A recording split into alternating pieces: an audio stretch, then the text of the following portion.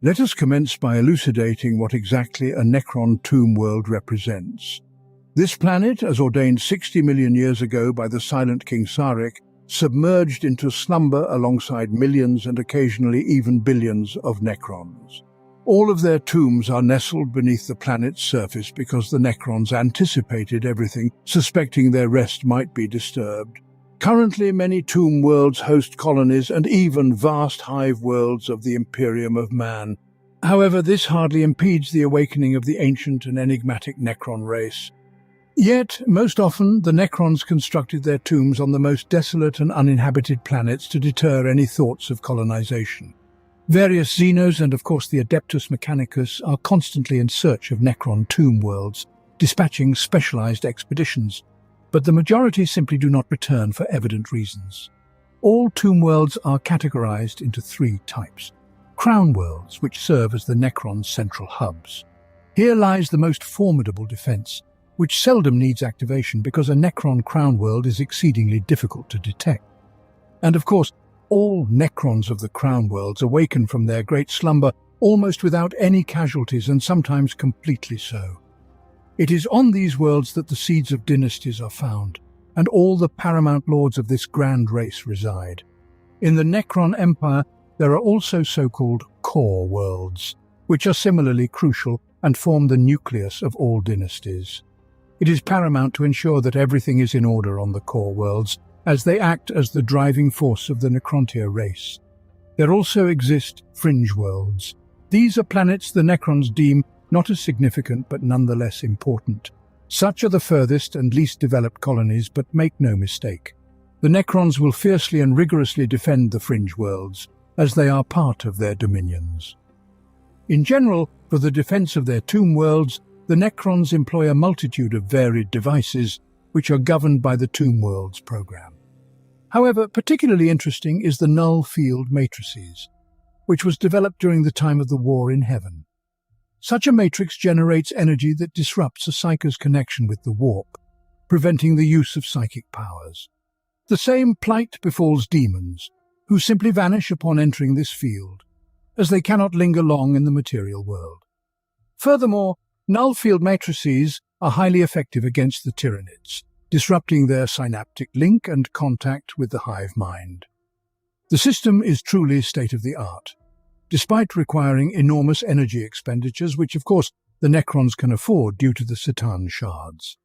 And indeed, the Necrons possess numerous different fields and shields for the protection of tomb worlds, but now the focus is on the worlds themselves. Let us begin, perhaps, with the crown worlds of the central dynasties. First on our list is the Subakar dynasty, renowned for its tomb world known as the Hollow Sun. Understanding is essential that all Necron tomb worlds are unique. There are no two identical tomb worlds, each stands out in its own way.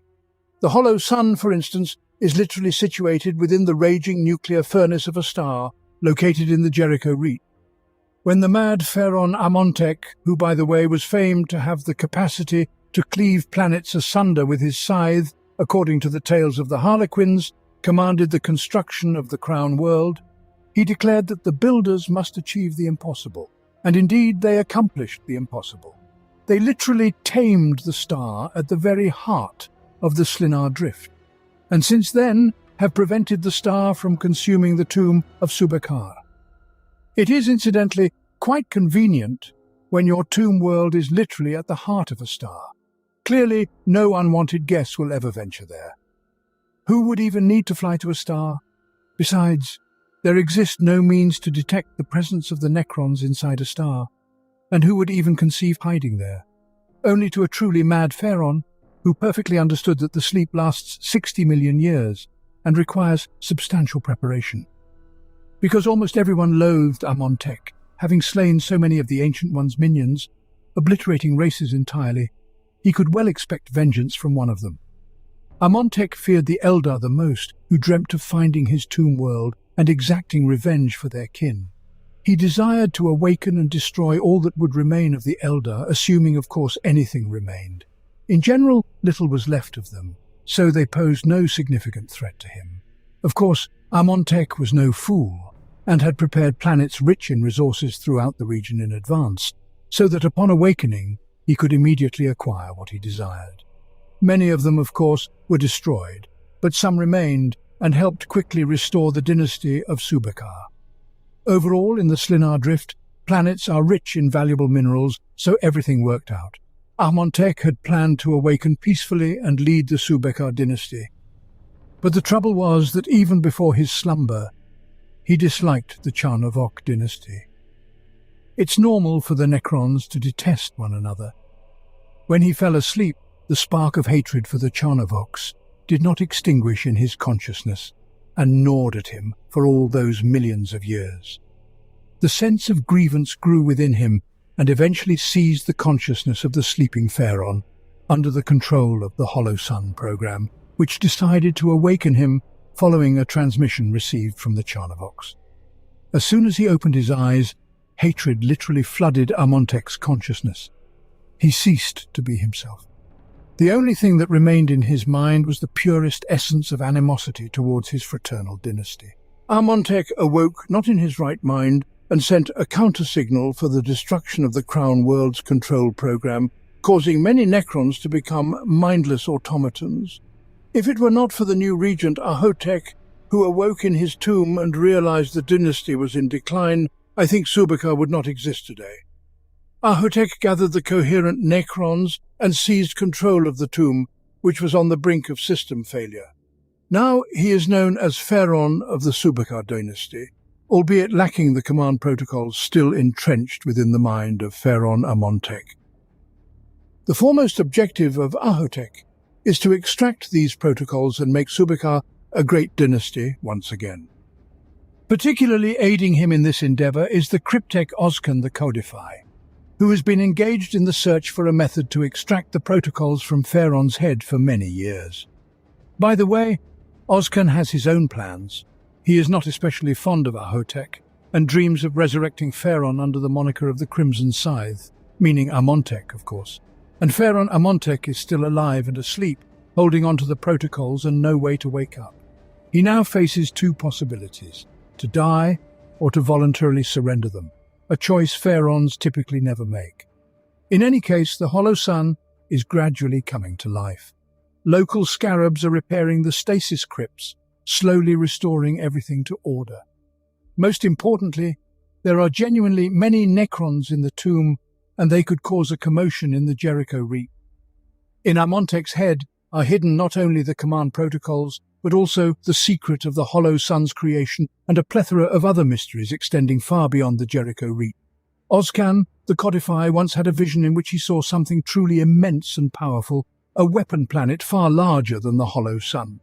Now it remains to be found. Nevertheless, the tomb world is still considered a true Necron artifact and a marvel of engineering. Rumors abound that the star itself was specifically created to house the tomb world, after which the Necrons simply drilled a hole through its raging ocean of fire and constructed their sanctuary there. It is also said that the necropolis could have been built elsewhere and then transported inside the star.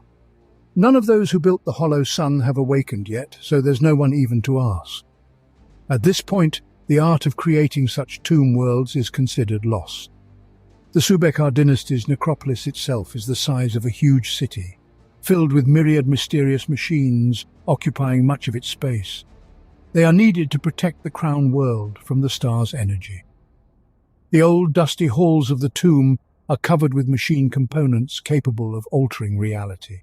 Millions of Canoptek scarabs continuously patrol the crypts, tirelessly ensuring that there is not the slightest hint of malfunction in the system. The Hollow Sun has many notable locations. One of these is the pyramidal tomb of Pharaon Amontek, as well as a gigantic crescent-shaped hall made of living metal, located at the heart of the tomb.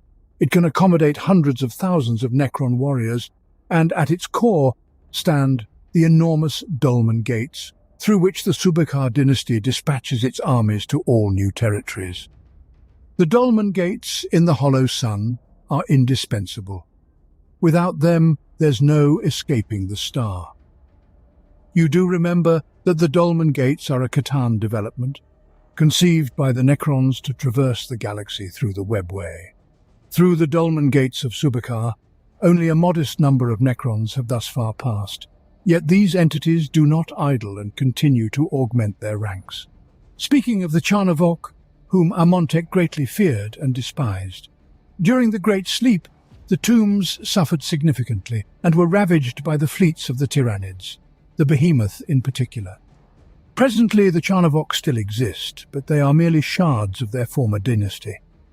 In essence, these entities have found themselves embroiled in a conflict between the Tyrannids and the Imperium.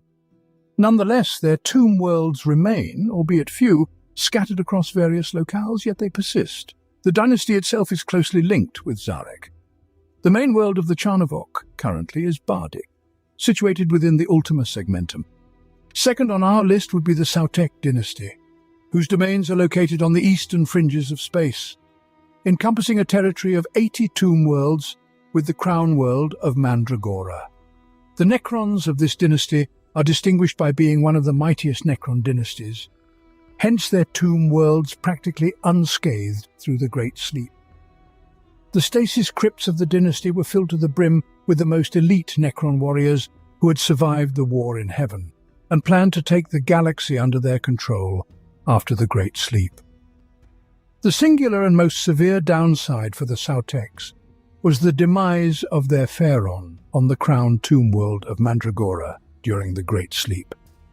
Henceforth, the tomb was engulfed in decades of power struggles, in which none could emerge victorious. This stalemate persisted far too long, until Imhotep the Stormlord awoke.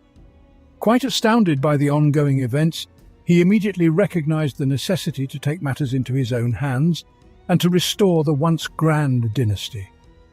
Imhotep rallied an army and declared his claim to the throne of the crown world of Mandragora. Opposition against him was futile. He annihilated any who did not join him. Indeed, in essence, he had no rivals, although strictly speaking there was and still is one. He resides on the tomb world of Gidrim, and he is known as Zandrek. He managed to transform his tomb world into a mini crown world for the Sautek, annexing a dozen star systems to his new empire. He was regarded as a true military genius, albeit with minor deviations. His mind, too, was damaged during the Great Sleep, now believing himself to still be a creature of flesh and blood, colloquially speaking, a necrontyr, and still partaking in quelling revolts against the Triarch Zarek. In his enemies, he does not see humans, orcs, or the Imperium. He sees the noble houses of the necrontyr, thus endeavours to capture all military leaders and treat them as equals.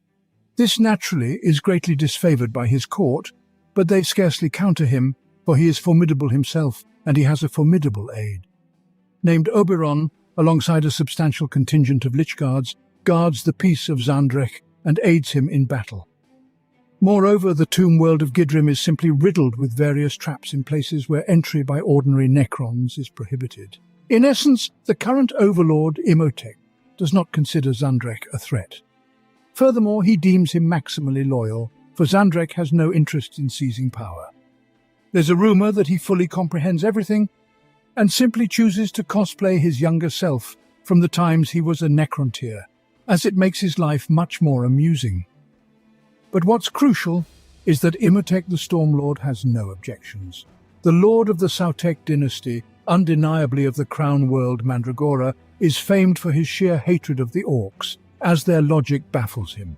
Hence, he has set his goal to annihilate all orcs across the galaxy. Quite ambitious, wouldn't you agree? Here it's worth momentarily diverting to mention that I will not be listing all the tomb worlds of the dynasty. Simply enumerating them would scarcely entertain you. In this video, I've only taken into account the tomb worlds that hold significance for the Necrons and are associated with intriguing tales. Imhotep, by the way, consistently crafts these stories himself, expanding his domains with various tomb worlds and even small dynasties. Not so long ago, the Arin Marok dynasty swore allegiance to Imhotep to protect their tomb world Somenor from an invasion by the Elder from the craft world Aletok. The assault was led by an Elder Farseer named Starbane. The Elder aimed to catch the sleeping Necron tomb world off guard and quickly deal with it. However, they faced the united forces of the Sauteks and Arin Maroks instead, who repelled them fiercely. The only one to return home to Aletok was Starbane, albeit Imhotep had severed his right hand, given his penchant for chopping off limbs. The Space Marines occasionally receive similar treatment. Next in line is another ancient dynasty known as the Necthist. During the succession wars organized by the Necrontyr against the Silent King and the Triarch, these fellows earned a reputation for treachery. The local Pharaoh, Oblis the Enslaver, chose not to follow the Silent King's orders, which greatly angered him. Consequently, much later, when the Orcs attacked the crown world of the Necthist, named Mobius, the Triarchy ignored their distress signals, and the tomb world was devastated. Within a month, a large part of the Necthist perished. In truth, the dynasty reclaimed their territories, but most of their empire lay in ruins. To this day, the Necthists are considered exceedingly peculiar and employ any tactics to defend their territory. Ever since they were betrayed, there's been no talk of honor or justice towards their kin. Since then, other dynasties regard them as savages and prefer to avoid interactions with them. The tomb world of the Necthist, Moebius, consists of a vast number of crypts that appear as an ever-changing labyrinth created from corridors in hyperspace, designed so that no one but the Necthist themselves could escape. Numerous Deathwatch kill teams, Mechanicus explorators and diverse Xenos have perished in these corridors. And what about the Saracen dynasty, you might ask? Aren't they the coolest among the Necrons? They must have the coolest crown world. Here the situation is maximally strange. The matter at hand is that Zarek did not go to sleep for 60 million years. Instead, he embarked upon a vast warship named the Song of Oblivion, which was the size of a large city of the Imperium, and flew into space to explore the nature of power. Essentially, this is their crown world, with its own tomb worlds where many Necrons of the Saracen dynasty lay in slumber. However, they awoke much earlier, of course, because Zarek was constantly searching for a way of reverse biotransference and stumbled upon a Tyrannid Hive fleet. Startled by the level of threat, he immediately awakened them all. In general, there are enough Saracen tomb worlds in the galaxy, but many of them suffered greatly during the Great Sleep because the Eldar made them their primary target. After Zarek's return and the moment when the Necrons realized they no longer adhered to the command protocols, many dynasties rebelled against Saracen, blaming him for their fate. Overall, the Saracen dynasty is renowned for its adept use of the Blackstone. They can create various devices and weapons from it. Many warriors of the Saracen possess Blackstone technology for protection against Psychers and the Warp.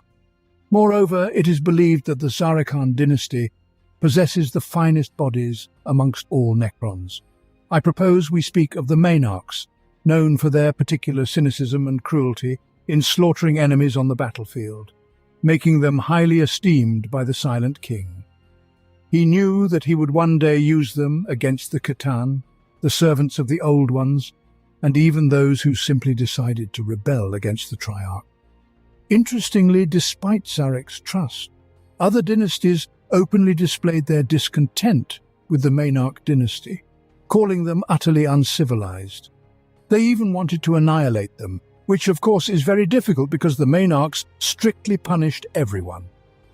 When it came time to fight the Satan, the Maenarchs took on the task thoroughly, quite literally destroying Landugor the Flayer. They did not even shatter him into shards. He was erased from the universe, cursing the Maenarchs lastly with the Flayer virus, which turns scraps into frenzied flesh and blood hunters who fashion cloaks from the skins of their victims. It is said even the high ranks of the Maenarch dynasty are susceptible to the Flayer virus, and soon there might be none left who are sane. The Flayer virus, incidentally, is also infectious and passes from one Necron to another. Naturally, healthy Necrons go to great lengths to avoid the infected. They embark on pilgrimages to their tomb world of Drazak, known as the Bone Kingdom. Of course, this is no coincidence. Drazak is located on the northeastern edge of the galaxy, in a place known as the Ghoul Stars. There are so many vile creatures there it's frightful to imagine, but specifically, Drazak is a real citadel of rotten flesh, meat and bone shards where the flayed ones constantly bring their grisly haul to satiate their metallic bodies. The tomb world is ruled by a certain Valgul, known as the Fallen Lord. Seated upon a throne of fractured bones and flayed skin, he rules his realm, gazing out with his sole functioning eye. The most intriguing aspect is that Valgul is not infected with the Flayer virus, yet he manages to run all related operations. Most likely he simply enjoys fueling the bloodlust of his followers. Thus, mountains of the Flayed One literally rot everywhere within his domain. At this moment, he takes great pleasure in dispatching fleets of Flayed One from Drazak to nearby worlds, where he harvests a formidable bounty for his kingdom. He desires neither weapons, wealth, nor slaves, only flesh and blood. As mentioned, the intention was to eliminate the Maynarch dynasty by their own brethren. To be specific, it was the Sautek and Artun dynasties that refused to tolerate such impurities within their ranks. However, Zarek was not foolish and exerted considerable effort to ensure the Maynarch dynasty survived the Great Sleep. He aided in uncovering their worlds on the fringes of the galaxy and spared no expense in waking the dynasty anew, strong and responsive to his call. Notably, the Flayer curse began to manifest among the Maynarch even before the Great Sleep, and the dynasty's ruling class quickly realized that the Great Sleep would not aid them. It would only delay their inevitable destruction within the silence of stasis crypts. Therefore, the leading Maynarch ordered the development of the most nightmarish weapons possible, such as Tombstalker and Acanthrite, after which they entered their slumber. Zarek was not mistaken. The sleep of the Maynarch dynasty was relatively calm and secure. This was largely because the crown worlds of the Maynarch were located in secluded places that failed to attract Xenos interest. Nevertheless, Zarek allocated a contingent of the Triarch Praetorians to protect the sleep of the Maynarch dynasty, who, when necessary, would awaken the Necrons and deploy them into battle. The secret tomb worlds of the Maynarch were awakened at the moment Zarek had designated. They emerged from their sleep after the ancient Caracal binary star went supernova. The sun's fiery death obliterated the Caracal system, void of Necrons but abundant in reminders of the Catan, like Dolmen Gates. Zarek understood that destroying the Dolmen Gates would trigger a surge of unusually powerful energy, which would instantly be directed into the warp. This occurred in the year 990 of the 41st millennium. The energy from it was directed into the warp, extinguishing all warp storms and turbulences in the Orpheus sector, simultaneously killing thousands of astropaths aboard spacecraft, which were navigating local routes at that time. The ships, by the way, were also destroyed. It was an epic time for the awakening of the Maynarch dynasty, and they did not waste time. Swiftly restoring order within their tomb worlds, they realized that Zarek's protocols were no longer in effect. The heads of the dynasty quickly took control into their own hands and seized all nearby worlds of other Necron dynasties, employing their typical methods of either enslavement, genocide, or systematic destruction. They have prepared such a fate not only for their closest kin, but also for all the worlds in the Orpheus sector, where, as of this moment, a very great number of planets of the Imperium are located. The most distanced by the dynasty after the Maynarch, of course, are the Novok. They are feared by the Maynarch themselves in places, for they annihilate millions of living and non-living organisms without any mercy, slicing through them as a knife through butter. They do not stop even when their bodies are completely covered in the flesh and blood of their enemies, which overall is reflected in their color scheme. The Novok dynasty have been weird even before biotransference. Back then they killed their enemies and smeared their faces and hands with their blood. Since then they specialize in close combat and the utilization of hordes of Lichguard and members of the Destroyer cult in the fray. The crown world of the Novok dynasty is the tomb world of DHL-6. Their second base serves as the tomb world of Draven. The symbol of the dynasty contains a reference to the 6 conquest wars waged by the founders of the great dynasties. Currently, the Novok industrially slaughter orcs, and once even stumbled upon Mortarion and the Death Guard, who infected them with a disease affecting living metal. This epidemic struck many of the Novok tomb worlds, but could not destroy the dynasty. Indeed, who could destroy them? However, we have a documented fact that Nurgle infects the Necrons. Now, the Novok dynasty are occupied with killing Tyranids. Next up, we have the Nihalach dynasty, the very one where Pharaon Crispek commands, a traditionalist and conservative to the bone, who overall have great relations with the Sarek and the Triarch, as well as with the stances of the Necrontyr, which the race practiced even before the war in heaven. Above all, The Nihilak love to hoard various treasures that they have taken from civilizations erased from history, rather than industrially like the Trazyn. It is said they have so much different wealth in their vaults that there is more than all other dynasties combined. Hence, the Necrons of the Nihilak dynasty are so proud and lofty, and will do everything to protect their treasures. For a long time, the dynasty adhered to a policy of isolationism, not particularly getting involved in any severe battles, focusing only on protecting their treasures. But if someone did attack them, they were brutal with them. The Nihilak do not rest until they have completely eradicated all traces of the aggressor down to the root. The crown world of the Nihilak tomb world, of course, also exists. It is called Giden, and there is a big problem with it. Due to a certain malfunction in the spatial matrix of the reality stabilizer, Geden is always halfway in a pocket dimension, appearing in the real world for only a few hours. At first, the Necrons thought this was sheer nonsense, but then realized that being in reality for just 2 hours greatly simplifies the defense of the tomb world. Who would attack it at all if anyone at all could find out about it? Deep beneath Geden's surface lies the Oracle Chamber, wherein the bulbous head of an ancient alien prophet is kept alive in stasis. The prophet's thoughts are projected onto holographic images, which are said to be able to predict the future. However, the head is vehemently against such usage and attempts to deliberately obscure all visions to prevent giving the metallic beings any advantage. Do you know what other tomb world has been taken over by the Nihilak dynasty? Solemnace, home of the infamous Trazyn the Infinite. Here lies his tomb called Solemnace. It's essential to understand that this is not merely a tomb world, but a true museum housing a vast array of wonders from across the galaxy. Even before the Great Sleep, noble Necrons would visit to entertain themselves, viewing the different exhibits, touching them. Solemnace's collection might even rival the Black Library of the Eldar. This is not certain, but it indeed is vast.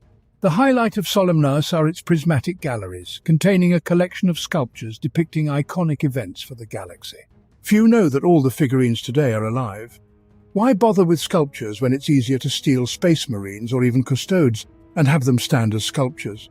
Solemnace is located on the eastern fringe and appears as an unassuming grey tomb world, hidden in the depths of space.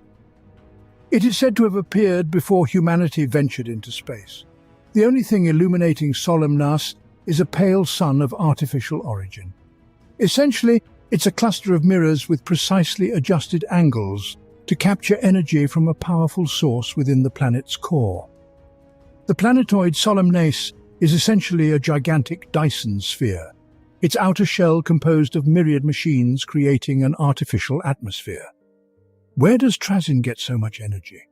At least partly from a shard of Catan he took from the depths of the planet Midgardia in the Fenris system. This shard is a non-nucleonic flaming piece, gifted to the Necrons by the Dolmen Gates. Another shard fuels Zarek's mobile throne.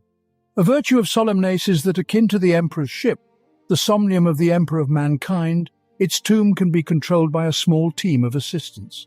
Nonetheless, within Trazyn's light, there are both Lichguard and even the Arch-Cryptek Sanet, who serves as Chief Cryptek and the curator of the Solemnace collection. Interestingly, the innumerable have linked Solemnace with a concealed pocket of subspace reality, containing a citadel known as the Sanctum.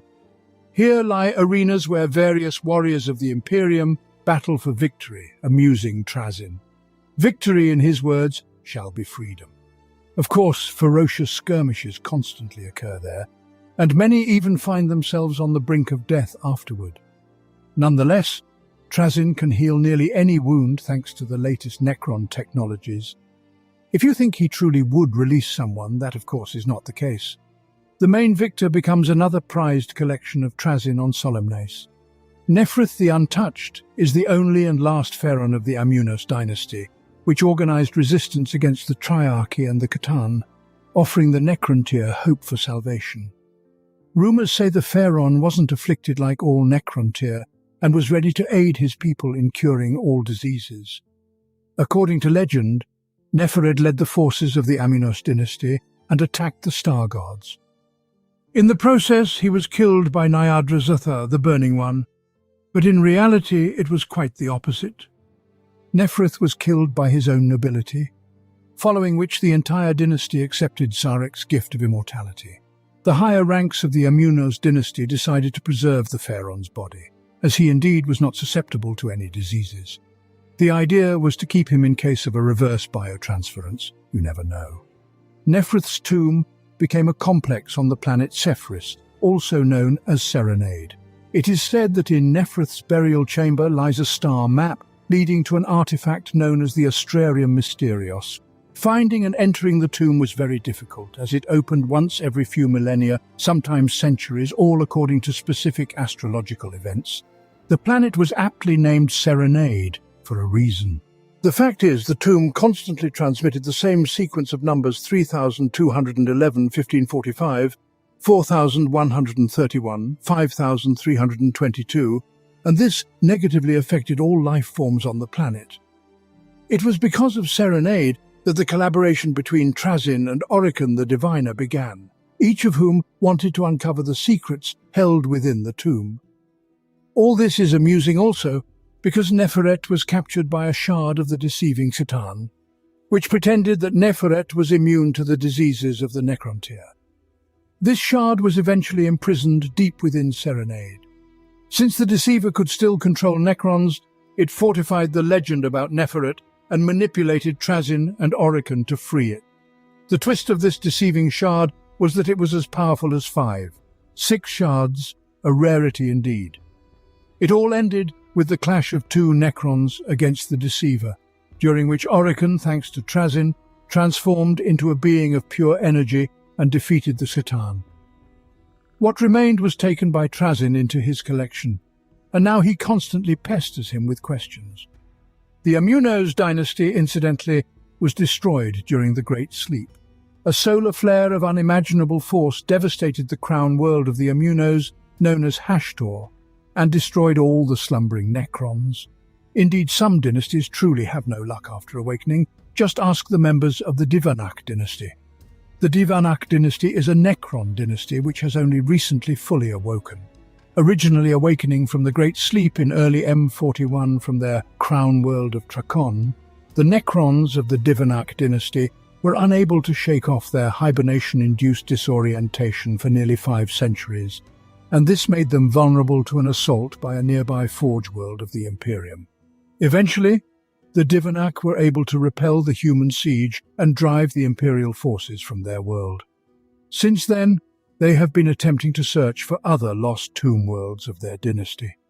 Thus far, they have been unable to make contact with any, as the missing Divanak worlds were engulfed and destroyed by a warp storm thousands of years ago. Next, we have the crown world of Megoshta from the Thokt dynasty, who survived the Great Sleep while preserving a significant portion of their mind's data blocks. This is truly astonishing, but the regular warriors from Thokt are not mere puppets. They can think and speak. As for other Necrons, it's best left unsaid. The dynasty's lords are very intelligent and serve as excellent support for Zarek, who has only recently returned. The crown world of the Thokt, Megoshta, is simply splendid. It is made up of gold-covered ziggurats and obelisks inlaid with precious stones.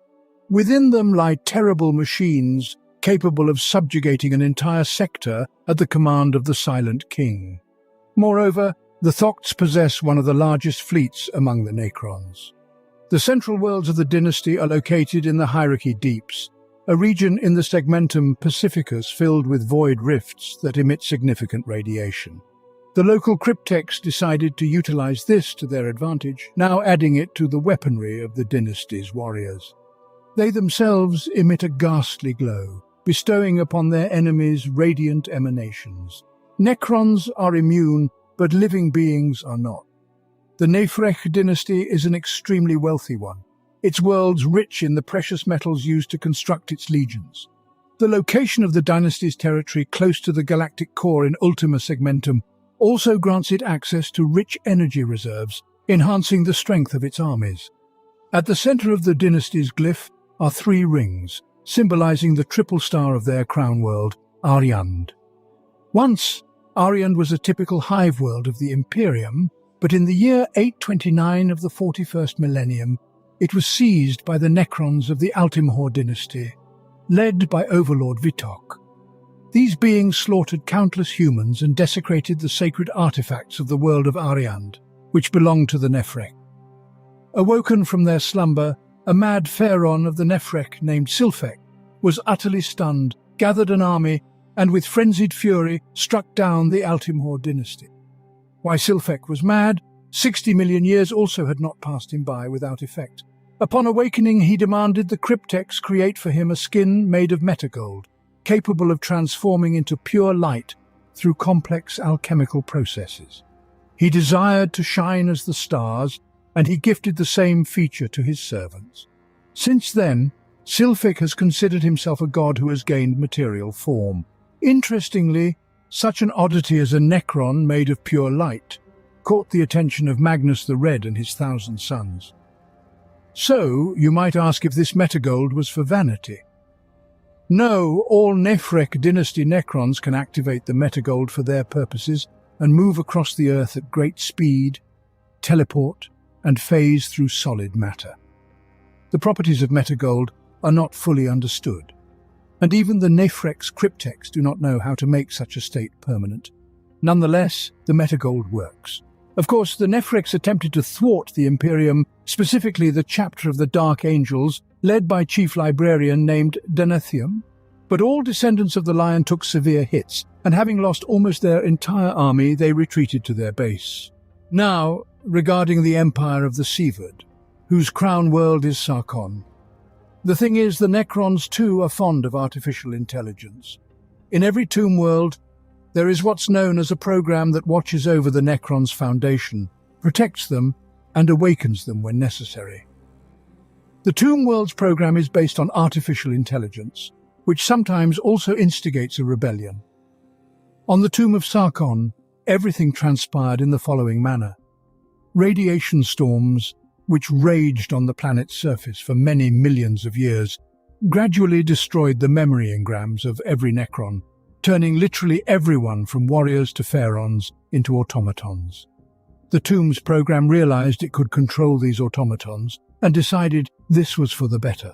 Everything was orderly, no one fought for power, and it began to spread this order to other worlds. From then on, it called itself the Sarkoni Emperor, and calmly sends an army of soulless automatons to neighboring tomb worlds to do the same as on Sarkon. The first to suffer was the tomb world of Takarak, whose defences quickly fell and augmented the Emperor of Sarkon's army. Following were other Necron tomb worlds. They say Sarkon now possesses a vast army, which sees through the will of the program, calling these beings the Haunted Legions. Members of other dynasties fear and despise them, and logically so, the Sarkoni Emperor has many methods of enslaving Necrons, ranging from mind-shackled scarabs to straightforward domination with invasion. The Necrons possess the tomb world of Zantragora, the entirety of whose nobility is fixated on the concepts of reverse biotransference and the search for new bodies for the Necrons. They find their living metal bodies displeasing. To remedy this, they traverse the galaxy seeking various xeno-species, from whom they gather hundreds of thousands of dead and living bodies for experiments. Subsequently, on Zantragora, they conduct dissections, experiments with genome grafting, mutate tissues, and perform molecular deconstruction. In short, they seek the perfect specimen for themselves. The concept of anesthesia or mercy is utterly alien there, as the Necrons view all Xenos as inferior beings. Their screams and pain have no significance whatsoever to these metal beings. The chief experimenter on Zantragora is, of course, Illuminor Seras, who has made it his goal to unravel the very mystery of life, for which he tirelessly dissects and studies thousands of beings from other races. Naturally, he shall never unveil the secrets of life, but that does not deter him from attempting, especially since his experiments yield a plethora of devices useful to the Necrons. Following the return of the Silent King Sarek, he decided to join his cause in reversing biotransference. Xeras was deeply intrigued by this project, especially since Sarek promised him answers to questions about life should they succeed with the reverse biotransference. Overall, Xeras is indifferent about collaboration. For instance, he aided the Nihilak dynasty in creating the Pariah Nexus in the Nephilim sector, among other endeavors. The Sarnek dynasty ruled by the pharaoh Thazar the Invincible in their crown world, the tomb world of Zapanek, deserves a mention as well. He refers to himself as the Pirate King, which is indeed the sheer truth. Many ages ago, during the final stages of the war in heaven, it was above Zapanek where one of the most intense battles in space took place. The Sarnek fleet battled against thousands of Eldar ships and emerged victorious. The surviving Eldar retreated, leaving the planet untouched. Nonetheless, Zapanek was also somewhat astounded by this turn of events, for since then its orbit has been cluttered with the blackened wrecks of thousands of ships, and the local nobles do not even attempt to cleanse their near-orbit space. Interestingly, Thazar was not originally a pharaoh. He was expelled from the dynasty, but after millions of years he arrived on Zapanek at the very end of the 41st millennium and reprogrammed the local Necrons to acknowledge him as their true pharaoh. Since then they have served him, creating a rather amusing situation. Thazar declared himself the Pirate King and renamed Zapanek into the Reeve World, after which he assembled numerous ships from millions of tons of debris and now partakes in piracy in the sector and in the Webway. Indeed, expelling him turned out to be a grave mistake. The Sarnek dynasty also possesses another notable world, Athenos, known within the Imperium for the Imperial Guard regiment named the Athonian Tunnel Rat. Furthermore, it is renowned for housing a Sarnek dynasty tomb ship, which once awakened, launched into space and obliterated the capital of Athonian. Possibly, the destruction of the planet would have continued further, but Thazar decided that the humans living on the planet were irrational beings and simply flew away, destroying an Eldar listening station on its way, which was located in orbit of the world. Another fashionable world of the Necrons is Trantis, a tomb world known as the Raider's Moon. It is located in the Segmentum Tempestus and indulges in raids on the nearby Imperial worlds no less than Thazar. The main one there, by the way, is Mandal, whose moon is Trantis. Mandal is rich in resources of the planets of the Imperium, and the guides from Trantis shake local farmer and miner communities, attacking in the dark of the night on their night scythes. Sometimes in just one night, several settlements can be destroyed, leaving nothing but scorched craters in their place. And all because the settlements of Mandal are far from each other. And by the time someone notices anything, a lot of time will have passed. When the locals realized that they were being attacked at night, the settlement started to fear the onset of twilight and organized a curfew, but this does not prevent the Necrons from cutting everyone down to the last. Interestingly, Trantis was never a central tomb world. It was a transit point for transferring and storing resources. But after awakening from the Great Sleep, the tomb world became autonomous, so its vaults bulge with plundered loot. Yet the Necrons of Trantis continue their raids because the plan must be exceeded. Every dynasty has its own twist.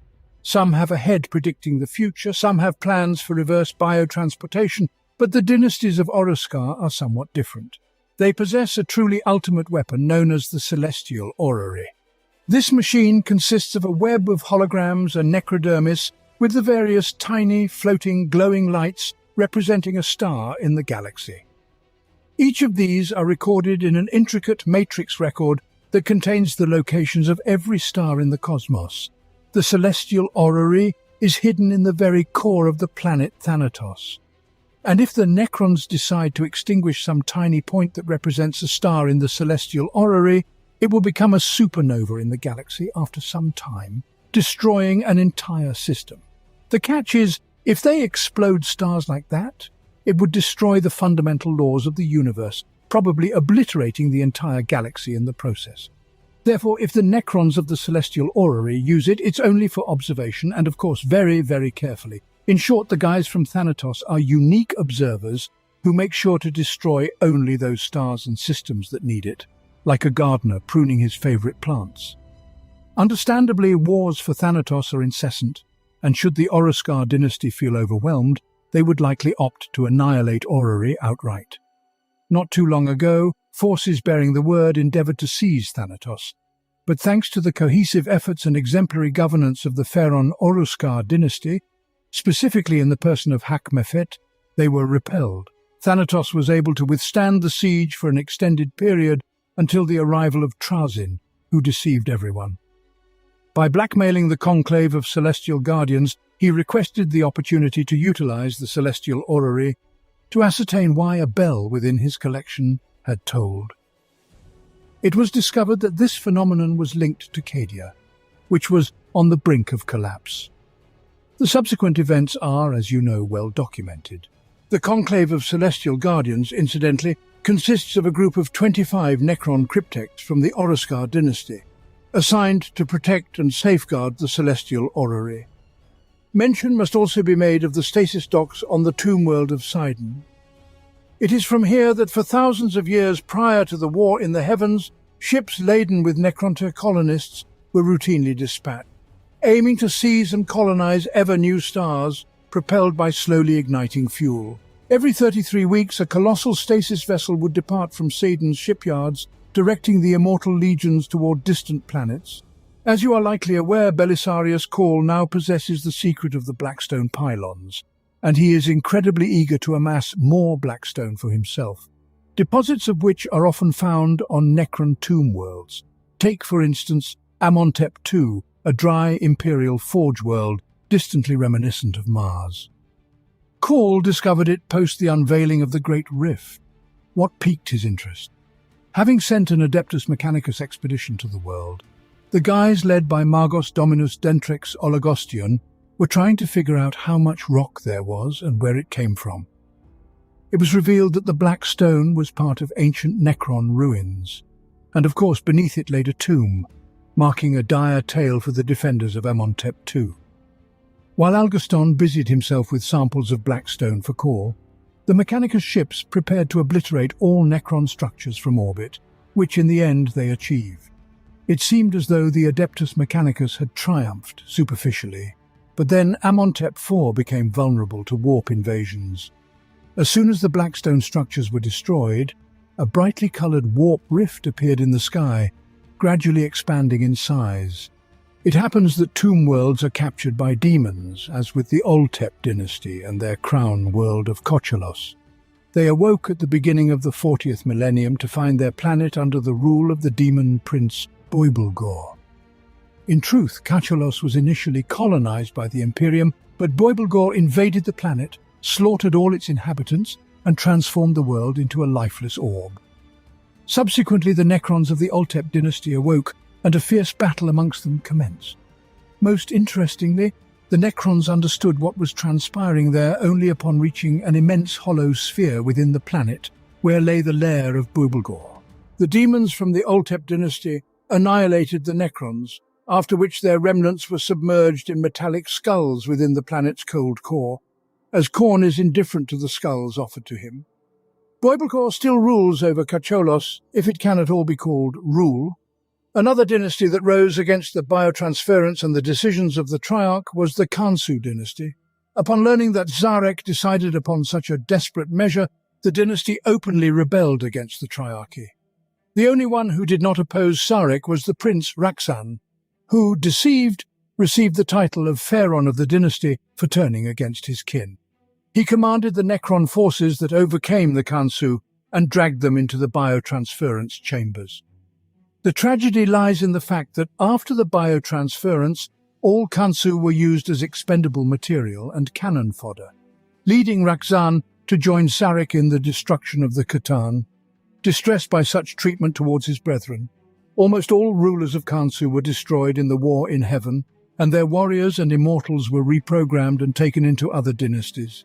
The only survivor was Pharaon Raxan, who resolved to avenge all Khatan at all costs and imprison every shard to ensure they never rose again, aiming to destroy them if possible. The Neokares dynasty is presumably known to you thanks to the tomb world of Borsis, which the Imperium named the World Engine. In fact, Borsis was a massive mobile mechanism of the Necrons from the Neokares dynasty. Borsis was first discovered in the Vidar sector in the year 926 of the 41st millennium. The World Engine, a Necron weapon, was a planet-sized spaceship, armed with Gauss projectors capable of scouring planets of all life. The World Engine was attacked by a task force composed of elements from 15 Space Marine chapters, plus elements from the Imperial Navy. Even the starship's mightiest weapons could not harm it. Drop pods and torpedoes could not penetrate its void shields, and it was impossible to lock onto it with teleport beams. The Imperial task force tried 12 times to overwhelm it through sheer valor and firepower, and was rewarded with a string of destroyed and crippled ships and millions of casualties. The World Engine destroyed a third of an Imperial Navy battle fleet before Artur Amrad, the chapter master of the Astral Knights, decided to ram the World Engine with his battle barge, Tempestus. In the Orpheus sector there is a dynasty that calls itself Vralekth. The Imperium encountered it on the planet Hydragast, which is essentially crucial for human survival in the Orpheus sector. No, humans do not live there. There are numerous agro-complexes that constantly harvest resources from the boundless oceans of Hydragast and feed many distant worlds with them. On Hydragast, there are essentially only fortified outposts, which do not even communicate with each other due to strong storms. It is precisely on Hydragast, in the depths of the ocean, that the stasis tombs and the Vralekth dynasty were hidden. An excellent place to hide. Not the center of a star, of course, but underwater one can become invisible. In short, at some point, the Necrons woke up and struck a cruel blow to the Imperium right during a powerful storm. The hallmark of the Vralekth is the high degree of corrosion of the living metal under the influence of the environment, which does not affect their combat effectiveness in any way. They merely become tinted with rusty colors, but in reality they do not suffer from this at all. Add to this the fact that they are also a friendly of the Maynarch dynasty, and everything immediately falls into place. At the far end of the galactic south, beyond the borders of the Segmentum Tempestus, rules the Arotepk dynasty. They have quite a few tomb worlds there, and they do not intend to stop expanding their dominions. Most of all, these guys dislike the Eldar for obvious reasons. In 898 M41, legions of the Arotepk marched upon the Eldari maiden world of Selentia. The Necrons fought their way through an alliance of Craftworld Eldari and Harlequins to plunder an ancient gem from the heart of Selentia's world spirit, before vanishing into the void. In 912 M41, a shard of the Void Dragon escaped from its imprisonment, laying waste to the Arotepk dynasty in its mindless rage. Though only a faint shadow of a true Catan, the Void Dragon gorged itself on a dozen worlds, expending its fury upon the living before the Arotepk cryptex could finally force it back into its cage. A special place for Necrons is, of course, Jericho Reach. There are enough tombs there in which something happens. Take the same Reelers. It's an Imperial mining world located in the Arcalis cluster in the Jericho Reach. These guys welcomed the Aculus Crusade with open arms.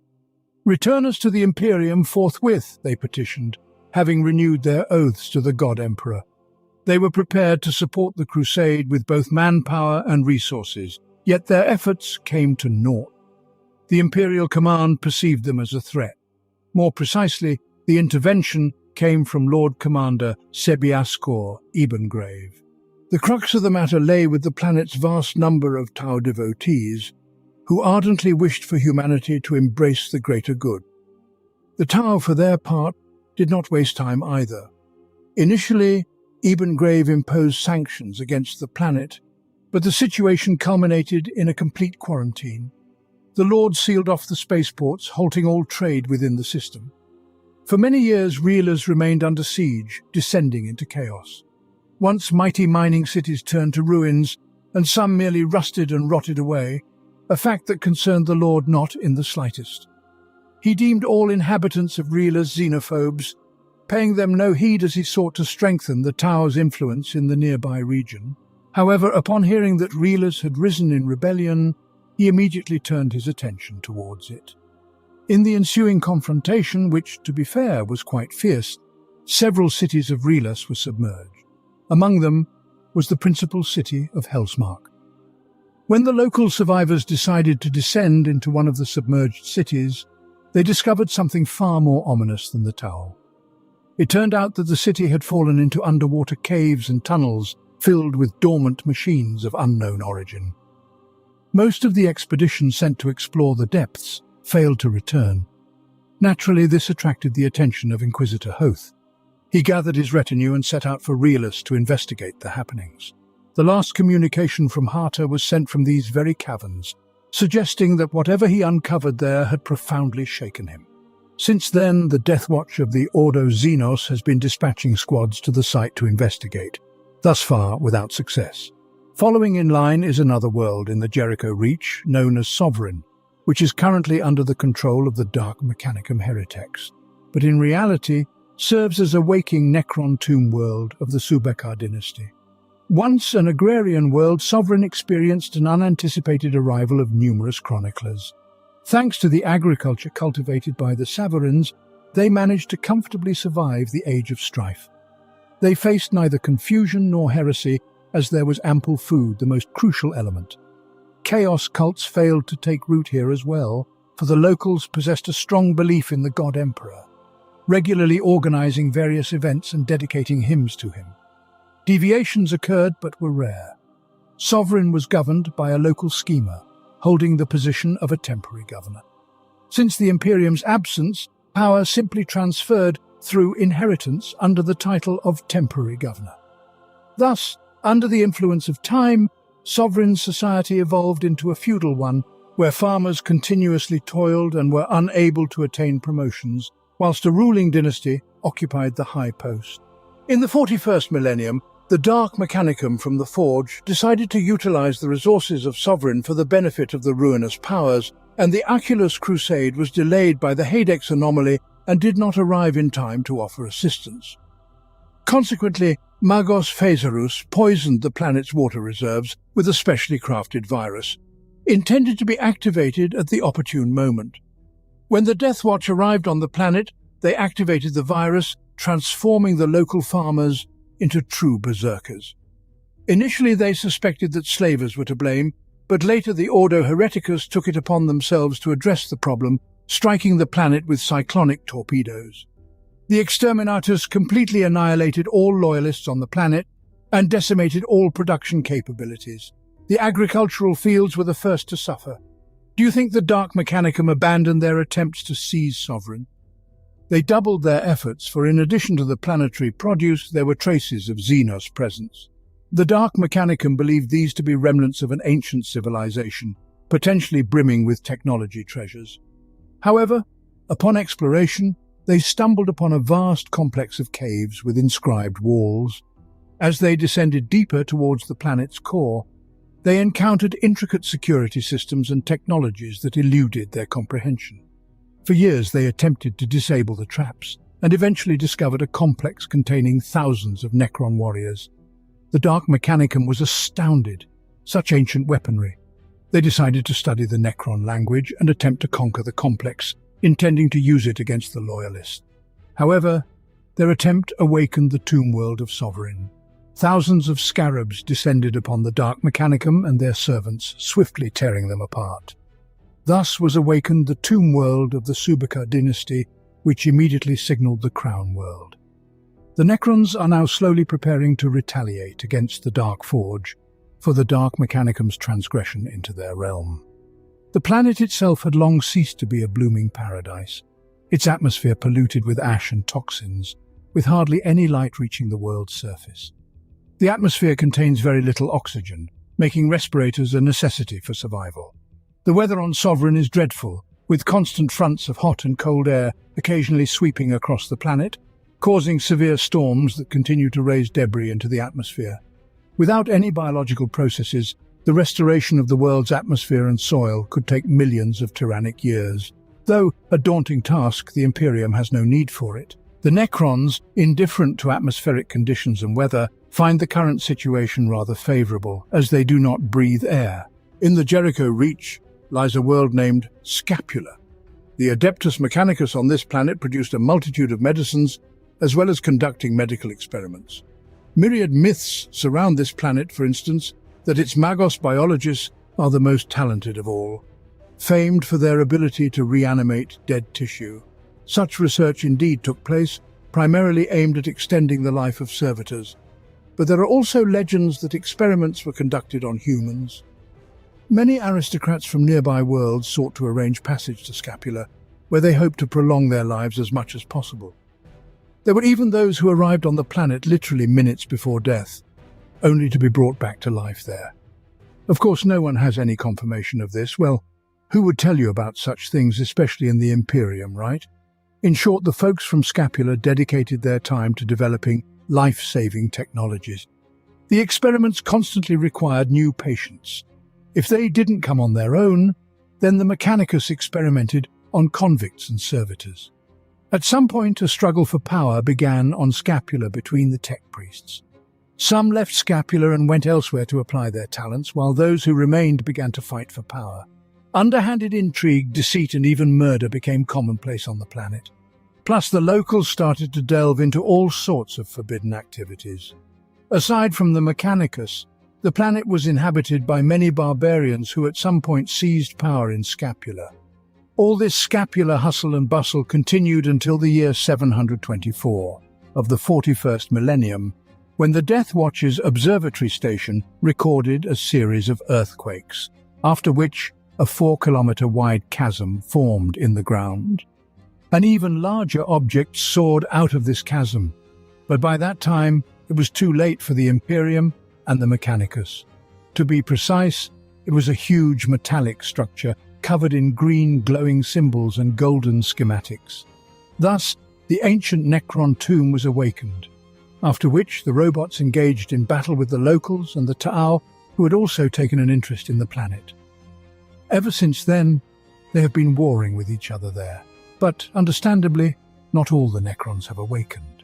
It seems that Necrons pose a problem only for the Imperium or the Eldar and Tyranids, but of course that's not the case. Necrons are a problem for everyone, including the Orcs. For example, the tomb world of Fordris, considered in the Imperium as an uninhabited ghost world, turned out to be a haven for a vast number of Necrons, who began to awaken in the 41st millennium. Warboss Skullcrack of the Orcs learned that the planet was hiding some powerful weapon and decided to take possession of it, sending his War there, but he found nothing but sand and, of course, legions of Necron warriors emerging from the local bloody red saline seas. Water streamed from their bodies as they marched towards the Orcs, who initially stared dumbfounded, taking the fire of Gauss guns with their mushroom bodies, but then pulled themselves together and, swinging their choppers, charged to kill the iron aliens. But no matter how fiercely the Warboss and his fighters chopped the robots, severed arms dragged themselves through the sand back to their bodies, groping in the sand for heads and other limbs. The regeneration of the Necrons was fully displayed in all its glory. To delay the inevitable assembly of the robots, Skullcrack began to dismantle them into smaller parts, so they would take longer to assemble. Then the tide began to rise, and the Necron components were carried away by the water, hindering their regeneration. Bolstered by victory, Skullcrack instructed his boys to follow him, and he ran along the beach, finishing off the Necrons, retreating into the water. But then he spotted a colossal monolith, which emitted a beam that turned the Warboss into a smouldering pile of ash. This entire battle turned out to be merely a test by several Necron nobles who were checking their weaponry. Thus ended the saga of Skullcrack, for encroaching upon the Necron tomb worlds is hardly a wise idea. You must understand that there is still a vast number of Necron tomb worlds, and only a small fraction of them have awakened. Each of these worlds possesses its unique traits, and one could speak at length about them. Should all the Necrons awaken simultaneously, it would pose a grave problem for all the intelligent races of the galaxy. Luckily, this occurs gradually. However, as the analysts of the Imperium say, no world can rest easy, for the likelihood that Necrons lie dormant beneath you is immensely high.